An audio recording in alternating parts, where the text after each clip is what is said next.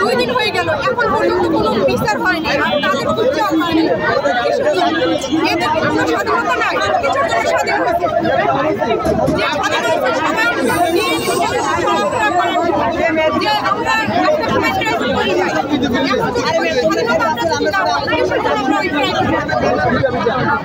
আমরা চাই যে নিরাপত্তা থাকুক, যে কোনো ধর্ষণ যেন না হয়, মেয়েদের স্বাধীনতা চাই, যে কোনো নিরাপত্তা চাই, যে কোনো কিছু যেন না হয়, মেয়েদের স্বাধীনতা নাই। এর জন্য আমরা বলছি মেয়েদের এইভাবে আনতে চাই, আর মেয়েদের জন্য স্বাধীনতা পুলিশ হোক, আইন হোক, শৃঙ্খলা হোক, মেয়েদের